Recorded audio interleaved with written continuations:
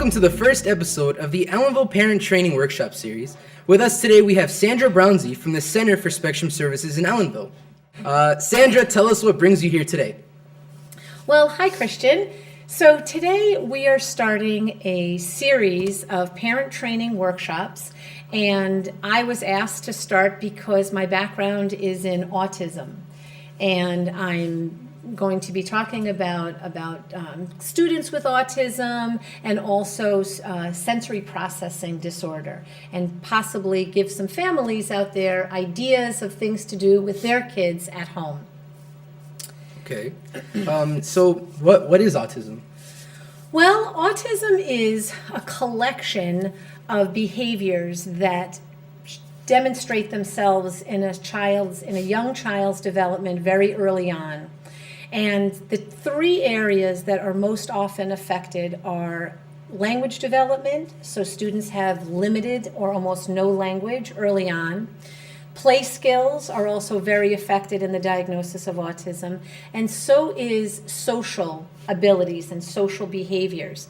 And what we're also finding is that sensory processing, the way that a person with autism takes in sensory information through their eyes, their ears, their hands, through their nose, the things that you smell, all of those, we call those our senses, and the way that you process them, which is what we're doing right now, sitting here, talking, we're under some lights, we're sitting in a chair, we're at a table, we're able to take in that information and process it and sit here and have this conversation.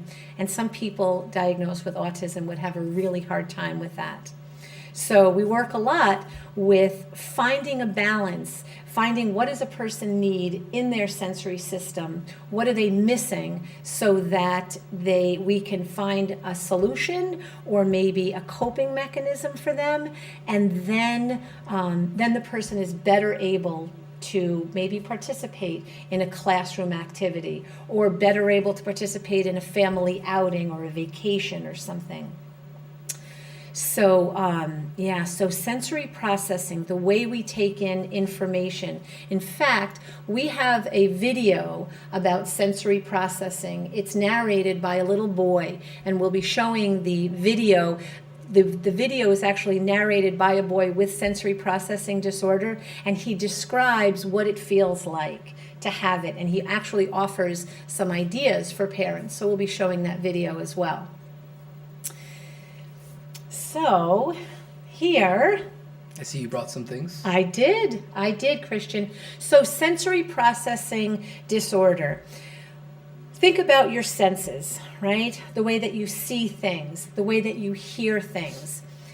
You ever see maybe somebody cover their ears when they hear a lawnmower, a blender, a vacuum, right? So sometimes we have sensitive hearing, but sometimes people with autism have extra sensitive hearing, what we would call hypersensitive, so that hands over covering the ears, maybe shopping malls are just so overwhelming because they're really loud, or the buzzing of refrigerators, which we may even have a hard time hearing. Fluorescent lights buzz.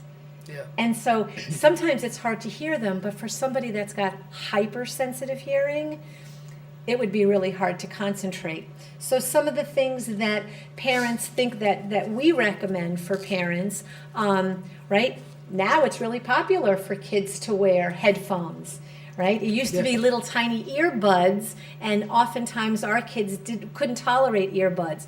But now these nice big chunky earphones are popular. They're also great for muffling noise and making crowded situations tolerable. So we definitely, some of the things I brought are ideas for parents to consider if you find your child covers their ears often, doesn't want to participate in big family events that are maybe loud and chaotic. I love this one too, right? So this one is a softer version. It's a little bit of it provides a little bit of muffling of noise. Thinking about your sensory system, right? You when you think about your senses, you think about hearing, but you also think about your touch, right? Your sense of touch. Yeah. So some kids that have hypersensitive don't want to touch things. Somebody that has under or hyposensitive to touch wants to touch everything and can't get enough of touching things. So fun things to do at home with kids that when you have a student who wants to touch a lot of things, if your child is like that, playing with shaving cream, right? Just a couple of little squirts of shaving cream, allowing your child to play in the shaving cream is a great way to experience touch. And it's under the parents' control. Parents can do that. I used to work with kids, and you can write words in shaving cream and do your math homework in shaving cream, and it kind of gives a really fun way to do an activity, especially when your sense of touch is something that you enjoy. Lotion, right? Easy one.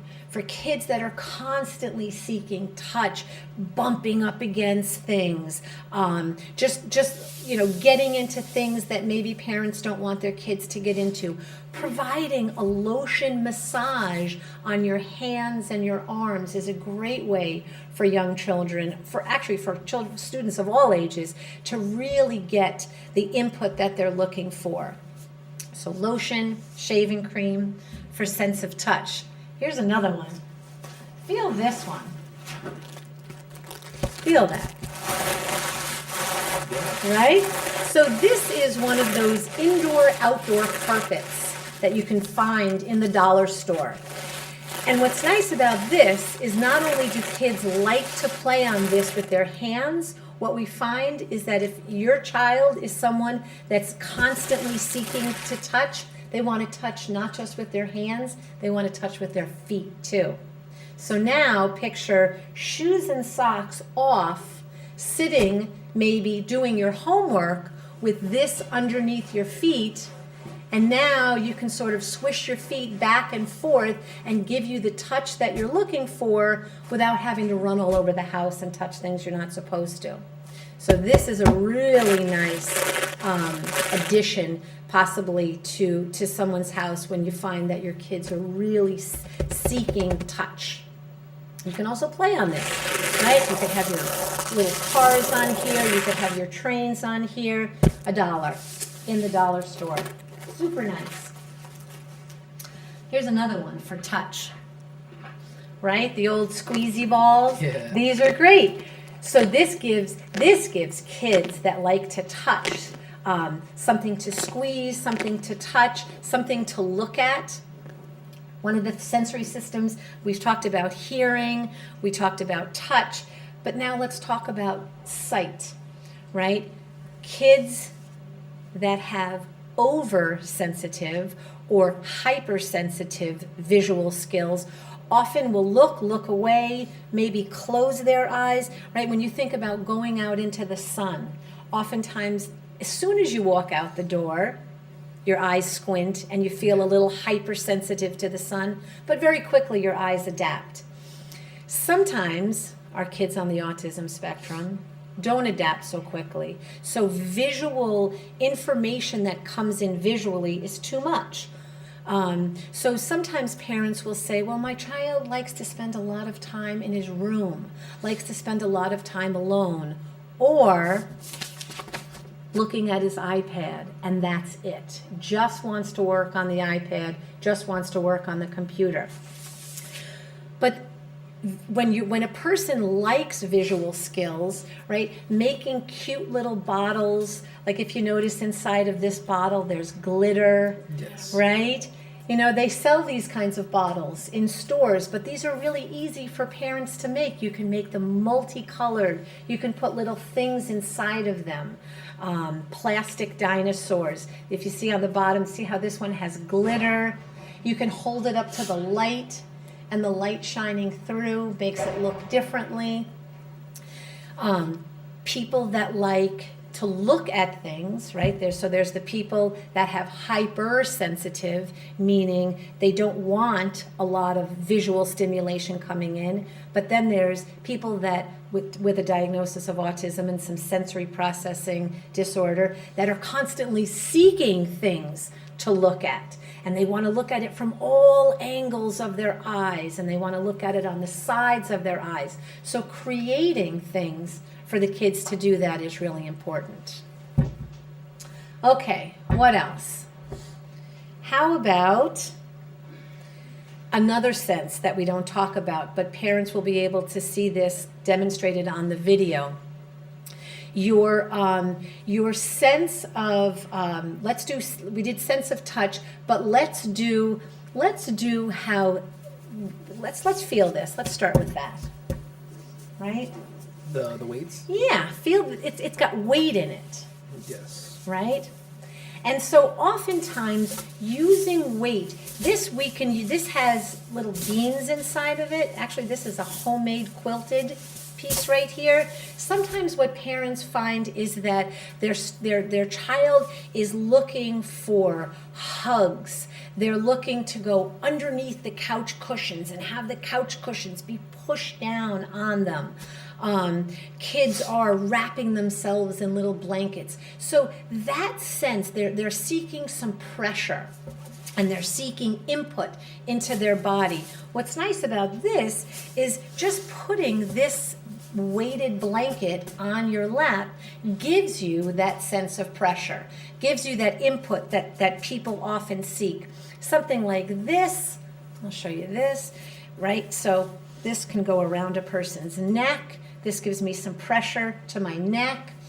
In school, we often work with young kids that are seeking, if they didn't have a vest or some sort of some pressure to the core of their body, they might feel a little bit what we call ungrounded, maybe a little floppy, maybe a little leaning on tables, leaning against their friends. So instead, to give a student that, we have these. These are called pressure vests, right? So the child, just stands up. It goes right over his clothes, right over his shirt. The pressure vest goes around, and what's nice is that you can measure it and make it snug, because everything needs to be nice and snug for the child.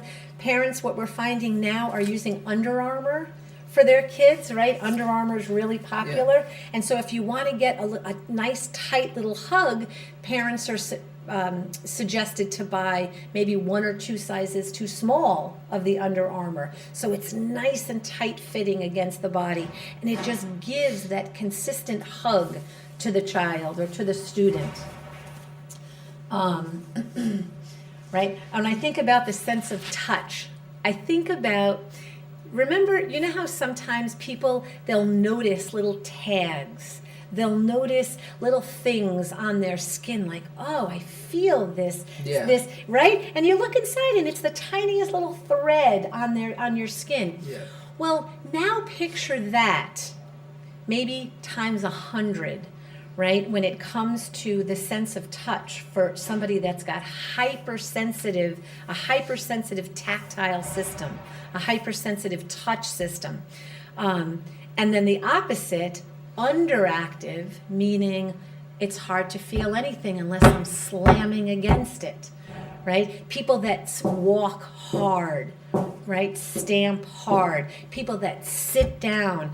Now again, not every person, but people that have sensory processing disorder are often if they're under or hypo, they're seeking this type of input into their bodies. So this one now combines the pressure, but it also it has weight in it. So feel this. So this is for like little kids. This one is for little kids, right? Because it's super small. This is a pressure vest and a weighted vest combined. Now this gives the student or the parents, their little child, this gives the child pressure around the core and weight to help the body be grounded and understand where he or she is in space, so the child doesn't feel that he or she is sort of bouncing all over the place. These are great little vests, and the students at our school wear them for periods of time, then we take them off, and then we put them back on again. Here's another one. I'll do it to me this time, right? So this one, this is kind of interesting. No, it's not a weird looking steering wheel. This is actually called a power web. And a power web, we use these on the top of the head, and just to push down and give some added pressure. Sometimes some of my students will come to me, they take my hands, and they actually take my hands and they push them right against their chin, their jawline, or they'll take my hands and they'll push my hands against their heads. They're looking for that input and that pressure. Kids that walk up and always want a big squeeze from you, they're seeking input into their body and their joints. Pressure web is a great thing to have, to be able to give somebody that. Where can we find those? That's a great question, because this one is probably something that you would order online, right? You would order these online, and if you just Google sensory toys, right? We'll talk about some things like this. There's lots and lots of websites now that are coming up with really great ideas. You won't find something like this, unfortunately, in Toys R Us. Yeah. But you'll find it online. Yeah, sensory toys. This one's called specifically a power web. It's called. So this one, right? This sort of squeezy ball. This squeezy ball is interesting because it's visual, right? So I can see it. It's also made with a really nice plastic. You talking to me? You just start over. Okay. Okay, so then let's talk about this one. So this is a really nice squish ball. This one is something that you can, not only can you squeeze, but you can look at it, you can toss it, you can do all that kind of stuff. And sometimes kids, nowadays you've seen the fidget spinner. Oh, yes. Right? The fidget spinner. Needing something in your hands to move back and forth. The fidget spinner is nice, sells a lot because it's visual. Right? Mm-hmm. It's a little auditory, click, click. Sometimes you can get them to click.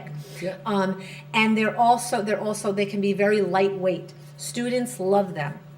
So this was before the fidget spinner, right? We call these will come in a little box that we might create for a student. We'll call this the fidget box. Things for kids to do with their hands, because sometimes you need something to do with your hands while you're paying attention to something else. This one is nice not only for feeling, but also for your mouth, for chewing, right? Sometimes, you know those folks, they're seeking input in their mouth. Maybe they're hair chewers, they're straw chewers, they chew on the backs of their pens while they're sitting in class. Well, sometimes someone with sensory processing disorder, they need to do that a lot. They need to get information and input into their mouth and their jaw. So chewing on things is a really good way to do that. Because you think about it, sometimes kids that don't have stuff to chew on, what might they chew on? Right? Their shirt. And then you get this big ring around the shirt of saliva after doing that for a long period of time.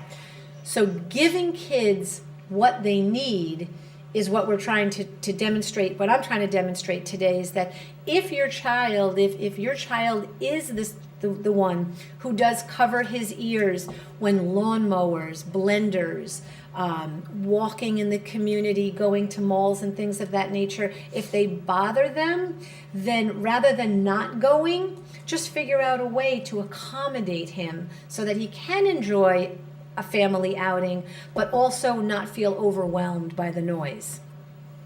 If your child needs to touch, rather than keeping him away from touch stuff and trying to put on maybe a TV or a video, give him touch stuff. And another nice thing for kids now is snow. Oh, yes. Bringing the snow in a container. So not everybody wants to be out in 0-degree weather, right? But kids that are looking to touch the snow want it. So scooping it up, bringing it inside is a great way for parents to be able to give kids the opportunity to touch. And here are some other examples of things, right? These are things that you actually can find in a Toys R Us. Yep. This gives the touch. This gives the visual aspect of what a person might be looking for. This is a brush. Some families that maybe work with occupational therapists have talked about brushing, right, and giving that input into the skin. Very important. Could it damage the skin? This doesn't. Feel it. Just, you can feel how. Oh, okay. Right? And the idea with brushing, let me show you, is not to brush lightly, because sometimes light feels tickly and almost adversive. It's to be a little bit more forceful, right? So brushing, providing all of these types of activities for kids. Here's another blanket. This is another sort of weighted blanket. Parents sometimes make these blankets, but oftentimes now you can find weighted blankets online. Weighted blankets are great for kids that have a hard time falling asleep and staying asleep, because the weight that goes on you actually calms and relaxes. So weighted blankets, and actually I know people without sensory processing that enjoy weighted blankets for that feature of being able to help you calm, go to sleep, and stay asleep. So weighted blankets are really important. So you can find mostly all of this online, right? You can. You can absolutely find it online. I'm sure you can find it at Amazon. You can, even if you search by sensory toys, weighted blankets, power webs, things of that nature, vests, you can find that. But it's always important to ask the professionals that are working with your child too. So if your child receives occupational therapy in school, talk to your child's OT about what they would recommend for home activities for the child. Yeah. Yeah, and is there anything else you'd like to add on this episode? Well, I think that's it for today. It's a lot of stuff. All right. Yeah. Thank you for joining us. And thank you for watching the first episode of the Ellenville Parent Training Workshop series.